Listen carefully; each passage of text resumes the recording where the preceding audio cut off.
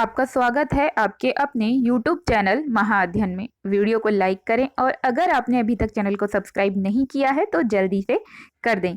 आज हम करने जा रहे हैं हमारी विज्ञान की छठी क्लास की वर्कशीट का नंबर है 12 और आज की तारीख है 11 नवंबर। तो चलो फटाफट से शुरू करते हैं और देखते हैं कि आज की हमारी प्यारी सी वर्कशीट हमारे लिए क्या नॉलेज वाली चीज़ें लेकर आई है। सबसे पहले देखिए, पौधों को जानिए। आपको याद है हम पौधों के बारे में बहुत सारी बातें पढ़ चुके हैं और अभी भी हम वही कर रहे हैं। तो चलो देखते हैं और कुछ खास बातें पत्तों के बारे में या पौधों के बारे में। सबसे पहले हम बात कर रहे हैं पत्ती की संरचना की। देखिए यहाँ पर हमें एक पत्ती दी गई है और इस पत्ती को अगर हम ध्यान से देखें तो हमें दिखाया गया है कि एक पत्ते का वो वाला हिस्सा जो पौधे की तने के साथ या शाखा के साथ जुड़ा होता है उसे कहते हैं पर्णवृंत। ये जो हिस्सा है ये हमारा पर्णवृंत है।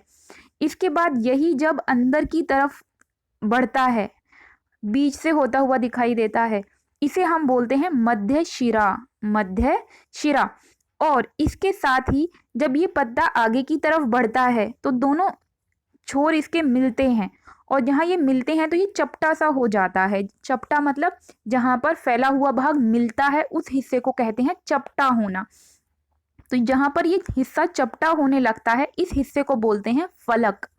और इसके अंदर जो हमें पत्तों के अंदर ये जो ऐसे बना बना जाल जैसा दिखाई देता है, ये सारा हिस्सा, इन्हें हम बोलते हैं शिरा। तो अभी हमने 4 बातें यहाँ पर सीखी। पर्णवृंत किसे बोलते हैं, देखो, फिर मध्य शिरा, फिर फलक और शिरा। इस तरीके से हमने यहाँ पे कुछ जरूरी और महत्वपूर्ण बातें सीखी। तो चलो फटाफट से एक बार क्या करते हैं, इनकी परिभाषा भी देख लेते हैं। पत्ती की संरचना।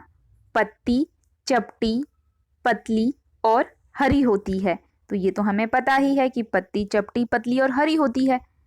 और उसके बाद पत्ती पौधों का रसोई घर कहलाती है क्योंकि यह भोजन बनाती है। ये हमने पिछली वर्कशीट में सीखा ही था कि किस तरह क्लोरोफिल की मदद से सूर्य के प्रकाश में पानी और वायु से कार्बन डाइऑक्साइड लेकर पत्तियां पूरे पौधे के लिए भोजन तैयार करती हैं। अब इसके अलावा आज हमने क्या सीखा, पर्णवृंत, वह भाग जिसके द्वारा पत्ती तने से जुड़ी होती है। फिर हमने फलक के बारे में पढ़ा जहाँ से पत्ती चपटी होती है। फिर हमने शिरा के बारे में पढ़ा, पत्ते के अंदर जितनी भी जाल जैसी रचनाएं होती हैं। मध्य शिरा जो बीच वाला जो पर्णवृंत होता है वो बिल्कुल बीच में शिरा के रूप में दिखाई देता है और ये सबसे मोटी शिरा के रूप में दिखाई देता है। इसी सबसे मोटी शिरा को हम बोलते हैं मध्य शिरा। तो चलो अब आगे कुछ और खास चीजें देखते हैं। हमारे सामने जो पिक्चर है इसमें आप देख रहे हैं 2 अलग अलग तरह की पत्तियां हमें दिखाई दे रही हैं।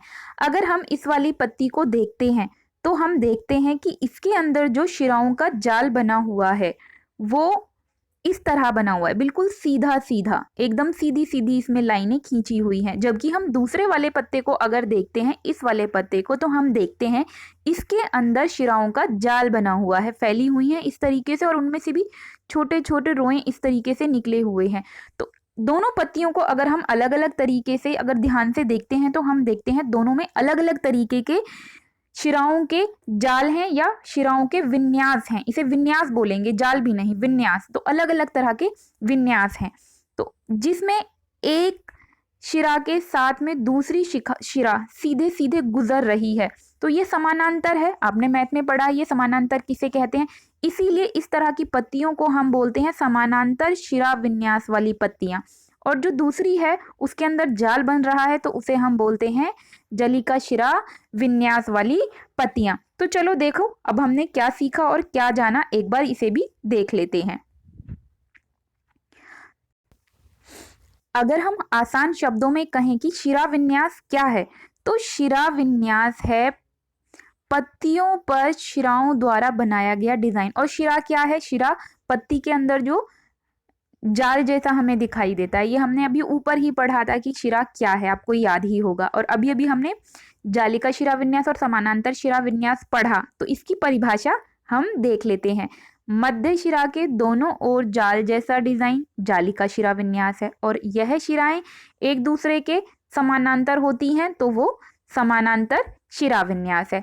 तो ये हमने कुछ खास बातें सीखी। अब देखते हैं कुछ और नई खास बातें हमारी वर्कशीट में बताई गई हैं। तो देखिए, अब हम देखते हैं पत्तियां क्या कार्य करती हैं। अब हम ये सीखने जा रहे हैं।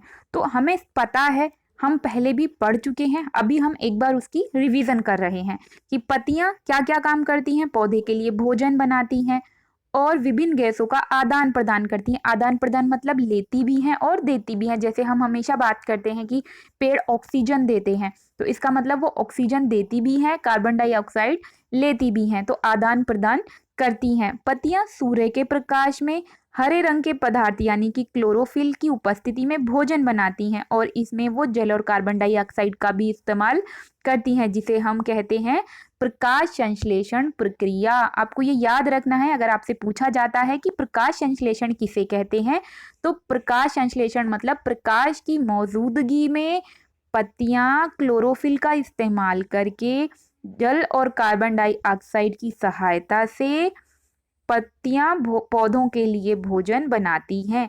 इसी भोजन बनाने की प्रक्रिया को प्रकाश संश्लेषण कहते हैं। प्रकाश क्यों?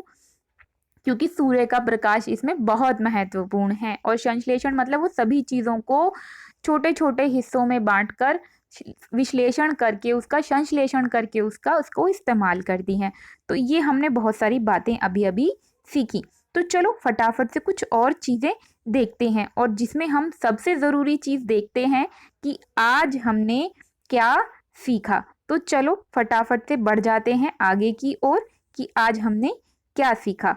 तो सबसे पहले हम अगर देखें तो यहाँ पर हमें दिखाई दे रहा है सबसे पहले दो पत्तों के चित्र में हमें बताना है कि पत्तियों में शिरा विन्यास कौन सा है। शिरा विन्यास बताना है। अभी अभी हमने सीखा, तो इस वाली पत्ती में कौन सा शिरा विन्यास है? इसमें है जालिका शिरा विन्यास। तो आप अपने उत्तर में क का उत्तर लिखेंगे जलिका शिरा विन्यास। फिर दूसरे वाले चित्र में बताना है कि कौन सा वाला शिरा विन्यास है, तो आप बता दीजिए। इसमें है हमारा समानांतर शिरा विन्यास। तो ये हो गया हमारा ख का आंसर। तो पहले का क और ख दोनों का आंसर मैंने आपको बता दिया है, आप इसे अपनी कॉपी में लिख लीजिए। उसके बाद दूसरा सवाल देखते हैं, हमसे क्या पूछा गया है। प्रकाश संश्लेषण प्रक्रिया में पत्तियों को आवश्यकता होती है, और उसके बाद 4 डैश हैं हमारे पास, 1 2 3 और 4। 1 2 3 और ये 4। तो हमें 4 चीज़ों के नाम बताने हैं। अभी अभी हमने सीखा था कि वो 4 चीज़ें कौन सी हैं। अभी मैं आपको एक बार दोबारा से याद दिला देती हूँ। सबसे पहले हमें चाहिए होता है पौधों को सूर्य का प्रकाश, नंबर 1। फिर दूसरा उन्हें चाहिए होता है हरे रंग का पदार्थ जिसे हम कहते हैं क्लोरोफिल यानी कि नंबर 2। फिर नंबर 3 में आप भरिए जल, और नंबर 4 में आप भर दीजिए कार्बन डाइऑक्साइड। ये चारों चीज़ें चाहिए होती हैं। अब हम देखते हैं ख। ख में हमसे इन्होंने क्या पूछा है। पत्तियों पर शिराओं द्वारा बनाए गए डिजाइन को कहते हैं, क्या कहते हैं? अब हमें ये बताना है, तो हम जल्दी से बता देते हैं कि उन्हें क्या कहा जाता है। अगर अब हम अपना चित्र देखते हैं तो हम देख पा रहे हैं यहाँ पर कि इस जाल को हम कहते हैं शिरा विन्यास। आपने अभी पढ़ा ही था ऊपर कि शिरा विन्यास होता है पत्तियों पर जो शिराओं द्वारा बनाया जाता है जाल, उस डिज़ाइन को हम शिरा विन्यास कहते हैं। मैं यहाँ पर लिख देती हूँ, वैसे ऊपर भी लिखा हुआ है और आपने वो देखा भी है, शिरा और विन्यास। आप लिख लीजिए इसे। तो अब हम इस आंसर को फटाफट से पूरा कर लेते हैं, शिरा विन्यास। तो इस तरीके से आज की हमारी वर्कशीट हो गई है पूरी। माय डियर स्टूडेंट्स, मेरे प्यारे विद्यार्थियों, मैं उम्मीद करती हूँ इससे आपको काम करने में बहुत मदद मिली होगी।